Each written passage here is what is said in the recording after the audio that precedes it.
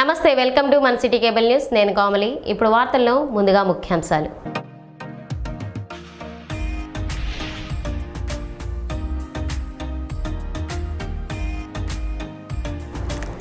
CM Jagan ఆలోచనలోంచి పుట్టిన పథకం జగనన్న ఆరోగ్య సురక్ష పథకం శనివారం నుంచి రాష్ట్ర వ్యాప్తంగా అమలు. ఉన్నతాధికారుల సమీక్షలో మంత్రి విడుదల రజనీ వ్యాఖ్యలు.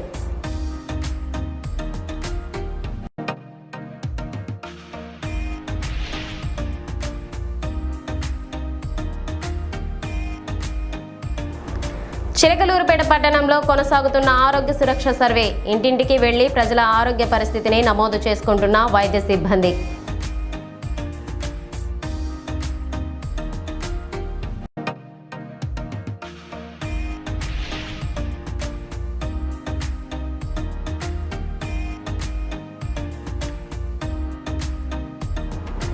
చైర్మన్ రఫానీ అధ్యక్షతన జరిగిన మున్సిపల్ కౌన్సిల్ సమావేశం. అజెండాలోని అంశాలన్నీ ఆమోదం.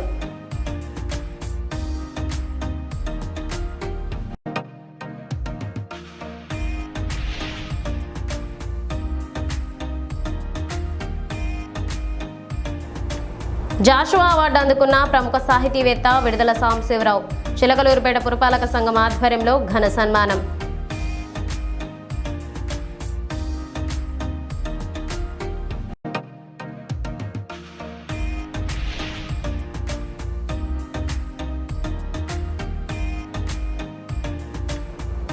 రోడ్డు ప్రమాదాలు జరగకుండా పటిష్ట చర్యలు తీసుకోండి.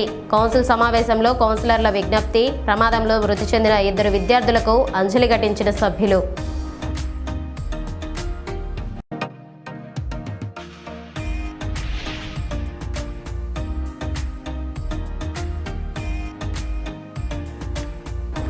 ఆటో డ్రైవర్లకు 10,000 నగదు ఖాతాల్లో జమ. జగనన్న వాహన మిత్ర పథకం 5వ విడత నిధులు మంజూరు చేసిన సీఎం జగన్.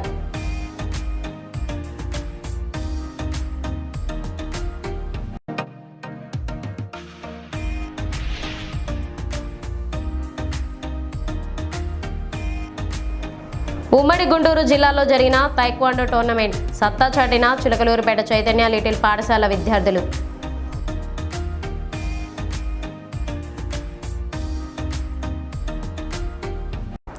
ముఖ్యమంత్రి వైఎస్ జగన్మోహన్ రెడ్డి ఆలోచనలో నుంచి పుట్టిన జగనన్న ఆరోగ్య సురక్ష కార్యక్రమం ఎంతో అద్భుతమైనదని రాష్ట్ర వైద్య ఆరోగ్య శాఖ మంత్రి విడుదల రజనీ తెలిపారు. ఈ నెల 30వ తేదీ నుంచి రాష్ట్ర వ్యాప్తంగా జగనన్న ఆరోగ్య సురక్ష వైద్య శిబిరాలు ప్రారంభమవుతున్న నేపథ్యంలో మంత్రి విడుదల రజనీ రాష్ట్ర వ్యాప్తంగా జిల్లా వైద్య ఆరోగ్య శాఖ అధికారులు, రాష్ట్ర స్థాయి ఉన్నతాధికారులతో కలిసి వీడియో కాన్ఫరెన్స్ నిర్వహించారు. ఈ సందర్భంగా మంత్రి విడుదల రజనీ మాట్లాడుతూ జగనన్న ఆరోగ్య సురక్ష కార్యక్రమం ద్వారా ప్రభుత్వ వైద్యాన్ని ప్రజలకు మరింత చేరువ చేసే వీలు ఏర్పడిందని చెప్పారు. బాధ్యతగా పనిచేసి కార్యక్రమాన్ని విజయవంతం చేయాల్సిన అవసరం అందరిపైన ఉందని తెలిపారు. కార్యక్రమంలో commissioner family welfare J Nivas, Aarogyasri CEO Harindra Prasad, DH Ramireddy ఉన్నతాధికారులు పాల్గొన్నారు.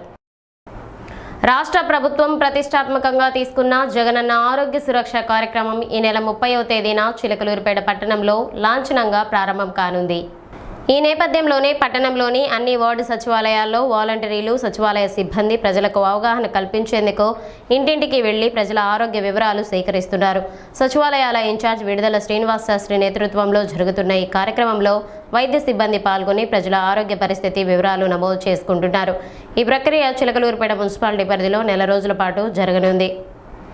హరిత విప్లవ పితామహుడు ఎంఎస్ స్వామినాథన్ మృతిపై ముఖ్యమంత్రి వైఎస్ జగన్మోహన్ రెడ్డి సంతాపం వ్యక్తం చేశారు. పద్మ విభూషణ్, మెగసెస్ అవార్డు గ్రహీత ఎంఎస్ స్వామినాథన్ వ్యవసాయ రంగానికి ఆయన చేసిన కృషి అభినందనీయం. స్వామినాథన్ కృషి దేశాన్ని ఆహారోత్పత్తిలో బలోపేతం చేసి గ్రామీణ ఆర్థిక వ్యవస్థను సుసంపన్నం చేసింది అని సీఎం వైఎస్ జగన్ ట్వీట్ చేశారు. గత కొంతకాలంగా వృద్ధాప్య సమస్యలతో పోరాడుతున్న ఎంఎస్ స్వామినాథన్ చెన్నైలో తుదిశ్వాస విడిచారు. ఆహార అభివృద్ధిలో భారత్ స్వయం సమృద్ధి సాధించేందుకు స్వామినాథన్ ఎనలేని సేవ చేశారు.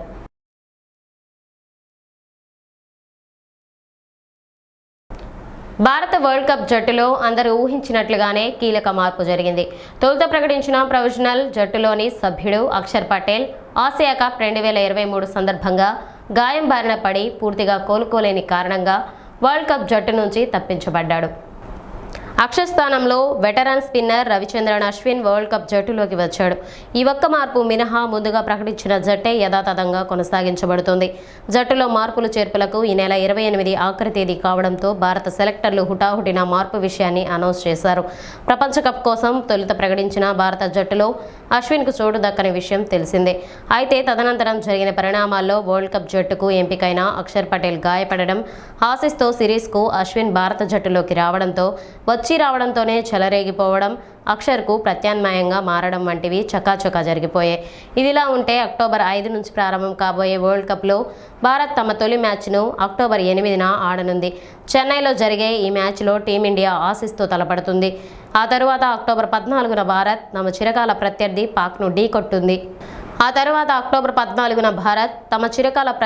పాక్ను ఢీకొంటుంది. ఈ 2 మ్యాచ్లకు ముందు భారత్ 2 వార్మప్ మ్యాచ్లు ఆడుతుంది. సెప్టెంబర్ 30న ఇంగ్లాండ్తో, అక్టోబర్ 3న నెదర్లాండ్స్తో రోహిత్ సేన తలపడనుంది. ఇక వరల్డ్ కప్లో ఆడే భారత జట్టు విషయానికి వస్తే రోహిత్ శర్మ, శుభ్మాన్ గిల్, విరాట్ కోహ్లీ, శ్రేయస్ అయ్యర్, సూర్యకుమార్ యాదవ్, హార్దిక్ పాండ్యా, రవీంద్ర జడేజా, రవిచంద్రన్ అశ్విన్, కేఎస్ రాహుల్, ఇషాన్ కిషన్, శార్దుల్ ఠాకూర్, జస్ప్రీత్ బుమ్రా, కుల్దీప్ యాదవ్, మొహమ్మద్ షమి, మొహమ్మద్ సిరాజ్లు బరిలోకి దిగనున్నారు. గణపవరం గ్రామ పరిధిలోని ఆదిపరాశక్తి క్షేత్రం పీఠాధిపతి నిత్య విద్యానంద భారతీ స్వామికి డాక్టరేట్ పట్టా లభించింది. ఈ నెల 26న ఢిల్లీలో జరిగిన మానవ హక్కుల పరిరక్షణ విభాగం సభలో ప్రపంచ మానవ హక్కుల పరిరక్షణ కమిషన్ ఆయనకు డాక్టరేట్ ప్రదానం చేసింది. స్వామీజీ గత 26 సంవత్సరాలుగా సమాజ సేవ, ఉచిత విద్య, ఉచిత అన్నదానం, ఆరోగ్య పరిరక్షణ, సనాతన ధర్మ పరిరక్షణ, ఉచిత విద్యా తరగతుల సెమినార్లు తదితర సేవలు ప్రజలకు అందిస్తున్నారు. అంతేకాకుండా అనేక సాంఘిక కార్యక్రమాలకు నిత్య విద్యానంద భారతి శ్రీకారం చుట్టారు. ఈ నేపథ్యంలో లండన్ బుక్ ఆఫ్ వరల్డ్ రికార్డులో అవకాశం కల్పించడంతో పాటు ప్రపంచ మానవ హక్కుల పరిరక్షణ కమిషన్లో జాతీయ స్థాయి మెంబర్గా స్వామీజీని గుర్తించారు. గౌరవ డాక్టరేట్ను ప్రదానం చేశారు. ఈ సందర్భంగా జరిగిన సభలో స్వామీజీ సేవలు సమాజానికి మరింత ఉపయోగకరంగా ఉండాలని వక్తలు ఆకాంక్షించారు. ఢిల్లీలో జరిగిన ఈ సభకు అన్ని రాష్ట్రాల నుండి ప్రముఖులు హాజరై ప్రపంచ మానవ హక్కుల పరిరక్షణ కమిషన్ విభాగ మేనేజింగ్ డైరెక్టర్ చేతుల మీదుగా గౌరవ డాక్టరేట్ అందుకున్నారు. Government of Andhra Pradesh, Olympic association, sports authority of Guntur districts వారు గుంటూరు బ్రహ్మారెడ్డి స్టేడియంస్లో నిర్వహించిన జిల్లా స్థాయి తైక్వాండో టోర్నమెంట్లో చిలకలూరుపేట పట్టణంలోని చైతన్య లిటిల్స్ పాఠశాల విద్యార్థులు అత్యుత్తమ ప్రతిభ కనబర్చారు. ఈ పోటీల్లో పాల్గొన్న విద్యార్థులు 6 రజత పథకాలు, 2 కాంస్య పథకాలు సాధించి సత్తా చాటారు. పథకాలు సాధించిన విద్యార్థులకు శుక్రవారం గాంధీపేటలోని చైతన్య లిటిల్స్ పాఠశాల ఆవరణలో అభినందన కార్యక్రమం నిర్వహించారు. ఈ సందర్భంగా పాఠశాల డైరెక్టర్ ఈవి గిరీష్ బాబు మాట్లాడుతూ, తైక్వాండో లాంటి అంతర్జాతీయ క్రీడల్లో తమ పాఠశాల విద్యార్థులకు ప్రత్యేక శిక్షణను ఇవ్వడమే కాకుండా వారిని జిల్లా స్థాయి టోర్నమెంట్లో రాణించేలా తీర్చిదిద్దిన కోచ్ అనురాధయ్యకు ప్రత్యేక అభినందనలు తెలియజేస్తారు. విద్యార్థులు ఇటువంటి క్రీడల్లో రాణించడం ద్వారా శారీరక దారుఢ్యం పెంపొందుతుందని, ప్రతి విద్యార్థి ఇలాంటి క్రీడల్లో పట్టు సాధించాలని సూచించారు. కార్యక్రమంలో చైతన్య లిటిల్స్ పాఠశాల ప్రిన్సిపల్ డివి లక్ష్మి, ఏవో రామకృష్ణ, తైక్వాండో కోచ్ అనురాధయ్య విద్యార్థులు పాల్గొన్నారు. చిలకలూరుపేట పురపాలక సంఘ కౌన్సిల్ సమావేశం శుక్రవారం ఉదయం 11 గంటలకు మున్సిపల్ కౌన్సిల్ హాల్లో జరిగింది. సమావేశానికి మున్సిపల్ చైర్మన్ షేక్ రఫానీ అధ్యక్షత వహించగా పట్టణంలోని 38 వార్డులకు చెందిన కౌన్సిలర్లు, ప్రజాప్రతినిధులు హాజరయ్యారు. ముందుగా అజెండాలో మొత్తం 39 అంశాలు చేర్చి కౌన్సిల్ ఆమోదానికి ప్రవేశపెట్టారు. అజెండాలోని అంశాలను చదివి వినిపించారు. అనంతరం కౌన్సిలర్లు అందరూ అంశాలకు ఆమోదం తెలిపారు. ఈ నేపథ్యంలో టీడీపీ కౌన్సిలర్లు చంద్రబాబు అరెస్టుకు నిరసనగా నల్ల బ్యాడ్జీలు ధరించి మౌనం పాటించారు. మూతికి నల్ల రిబ్బన్లు కట్టుకొని బైఠాయించారు. చైర్మన్ పోడియం వద్దకు వెళ్లి నిరసన వ్యక్తం చేశారు. ఈ నిరసనను అధికార పక్షం వైఎస్ఆర్సీపీ కౌన్సిలర్లు తప్పుపట్టారు. మున్సిపల్ కౌన్సిల్ హాల్లో ప్రజల సమస్యలు మాత్రమే పరిష్కరించాలని, ఆ సమస్యల మీద చర్చించాలే తప్ప నిరసనలు వ్యక్తం చేయకూడదని వైఎస్ఆర్సీపీ కౌన్సిలర్లు తెలిపారు. ఈ విషయాన్ని మున్సిపల్ చైర్మన్ కూడా తప్పుపట్టారు. చంద్రబాబు నాయుడు తప్పు చేసి అక్రమ సొమ్ము దోచుకున్నాడు కాబట్టే కోర్టు జైలు శిక్ష విధించిందని కౌన్సిలర్లు బేరింగ్ మౌలాలి, అన్నపరెడ్డి శ్రీలక్ష్మి, వల్లటి వెంకటేశ్వరరావు, సాగర్ బాబు ఆరోపించారు. నిరసనలు, ధర్నాలు చేయాలంటే రోడ్ల మీద చేసుకోవాలి తప్ప కౌన్సిల్ హాల్లో చేయకూడదని వైఎస్ఆర్సీపీ కౌన్సిలర్లు టీడీపీ కౌన్సిలర్లకు సూచించారు. ఈ సందర్భంగా 10వ వార్డు కౌన్సిలర్ బేరింగ్ మౌలాలి మాట్లాడుతూ, చిలకలూరుపేట పురపాలక సంఘం తరపున పట్టణంలో ఆక్రమణలకు గురవ్వడం వల్లే రోడ్డు ప్రమాదాలు ఎక్కువగా జరుగుతున్నాయని, రోడ్డు ప్రమాదాలు నివారించడానికి ఆయా సెంటర్లలో, బస్సు సెంటర్ల వద్ద బోర్డులు ఏర్పాటు చేయాలని సూచించారు. ఈ విషయంపై మున్సిపల్ చైర్మన్ మాట్లాడుతూ, పట్టణంలోని ఆయా ప్రాంతాలను విజిట్ చేసి వెంటనే బోర్డులు ఏర్పాటు చేసే విధంగా మున్సిపల్ కమిషనర్ చర్యలు తీసుకోవాలని ఆదేశాలు ఇచ్చారు. అనంతరం ఎజెండాలోని అంశాలను ఆమోదించడంతో కౌన్సిల్ సమావేశం ముగిసింది.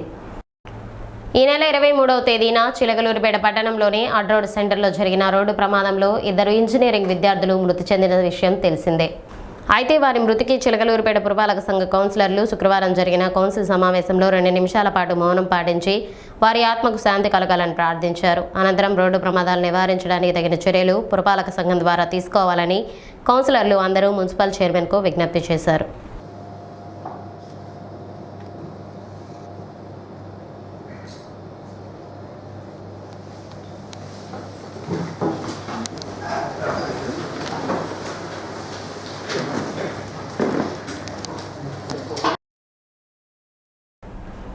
చిలకలూరిపేట పట్టణంలోని పురుషోత్తమ పట్టణానికి చెందిన ప్రముఖ సాహితీవేత్త రంగస్థల రత్న విడుదల సాంబశివరావు ఇటీవల జాషువా సాహితీ పురస్కారం అందుకున్న విషయం తెలిసిందే.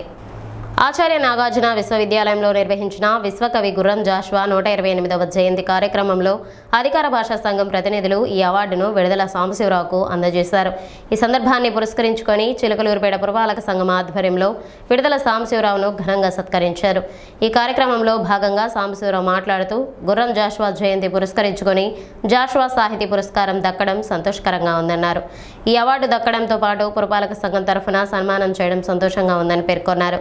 కార్యక్రమంలో municipal chairman Rafani, municipal commissioner Govindarao, కౌన్సిలర్లు, అధికారులు, సిబ్బంది పాల్గొన్నారు. మన ప్రభుత్వం వాయిస్ ఆఫ్ ది వాయిస్లెస్ అంటే పేదల గొంతుకై నిలబడిన ప్రభుత్వం మనది అని ముఖ్యమంత్రి వైఎస్ జగన్మోహన్ రెడ్డి పేర్కొన్నారు. విజయవాడలో వరుసగా 5వ ఏడాది వాహనమిత్ర నిధులను సీఎం వైఎస్ జగన్ శుక్రవారం విడుదల చేశారు. వాహనమిత్రలో ఆటో డ్రైవర్లు, టాక్సీ డ్రైవర్లకు లబ్ధి పొందుతుండగా 2,75,931 మంది ఖాతాల్లోకి 10,000 రూపాయల చొప్పున సీఎం వైఎస్ జగన్ బటన్ నొక్కి నిధులు జమ చేశారు. ఈ సందర్భంగా ఏర్పాటు చేసిన బహిరంగ సభలో ముఖ్యమంత్రి మాట్లాడుతూ ఇప్పటికే 99% హామీలు అమలు చేస్తామని తెలిపారు. ఒకవైపు పేదల ప్రభుత్వం ఉంటే మరోవైపు పేదల్ని మోసగించిన వారు ఉన్నారని విమర్శించారు. మన ప్రభుత్వం మనసున్న ప్రభుత్వం, గత పాలకులకు మనసు లేదు, పేదల కోసం పనిచేస్తున్న ప్రభుత్వం మనది. మేనిఫెస్టోలో చెప్పిన ప్రతి హామీని అమలు చేశామన్నారు. మేనిఫెస్టోను చెత్తబుట్టలో వేసిన ప్రభుత్వం గత ప్రభుత్వం అని విమర్శించారు.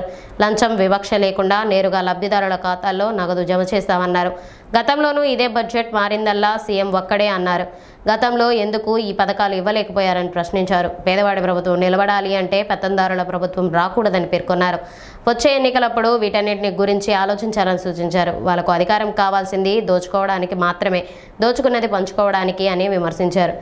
మీ ఇంట్లో మంచి జరిగింది అనిపిస్తే నాకు తోడుగా నిలవండి. ఈ కురుక్షేత్ర యుద్ధంలో నాకు అండగా నిలబడండి. ఓటు వేసే ముందు జరిగిన మంచి గురించి ఆలోచించండి, సీఎం వైఎస్ జగన్ పేర్కొన్నారు.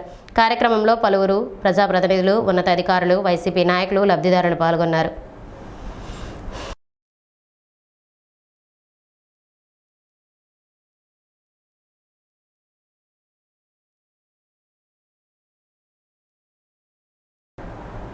మండల కేంద్రం నాదెండ్ల గ్రామ సచివాలయ 1 పరిధిలో జగనన్న ఆరోగ్య సురక్ష కార్యక్రమంలో భాగంగా గ్రామ ఏఎన్ఎంలు, ఆశా వర్కర్లతో సురక్ష సర్వే కార్యక్రమం నిర్వహించారు.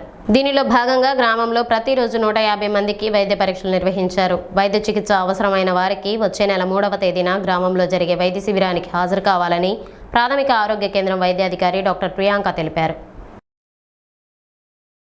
పట్టణంలోని పలు ఉన్నత పాఠశాలల్లో శుక్రవారం సత్యసాయి సేవా సమితి ఆధ్వర్యంలో 8, 9, 10 తరగతుల విద్యార్థులకు విలువలు పెంపొందించే విషయ జ్ఞాన పరీక్ష జరిగింది.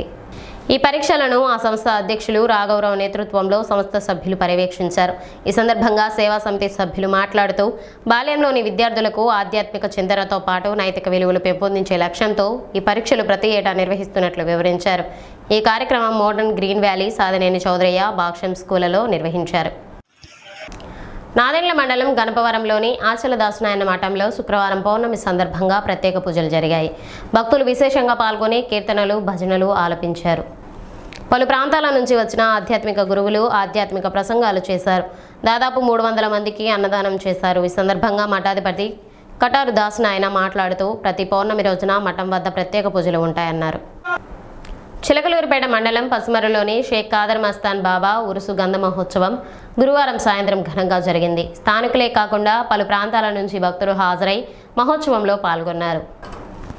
గంధం ఊరేగింపు అనంతరం దర్గా వద్ద ప్రత్యేక పూజలు జరిపారు. ఈ సందర్భంగా దర్గా నిర్వాహకులు కక్కెర పుల్లారావు మాట్లాడుతూ మహిమాన్వితమైన ఈ దర్గాకు వంశపారంపర్య ధర్మకర్తలుగా ఉంటున్నట్లు తెలిపారు. మొక్కులు చెల్లించుకునేందుకు సుదూర ప్రాంతాల నుండి కూడా భక్తులు వస్తున్నారన్నారు. దాదాపు 5,000 మంది హాజరైనట్లు తెలిపారు. ఈ సందర్భంగా గ్రామం మొత్తానికి అన్నదానం ఏర్పాటు చేశారు. ఈ కార్యక్రమంలో దర్గా అభివృద్ధి కమిటీ సభ్యులు పాల్గొన్నారు. ఈ బులెటిన్ ఇంతటితో సమాప్తం. తిరిగి మరో బులెటిన్లో మళ్ళీ కలుద్దాం. అంతవరకు సెలవు. నమస్కారం. చూస్తూనే ఉండండి మన సిటీ కేబుల్ న్యూస్.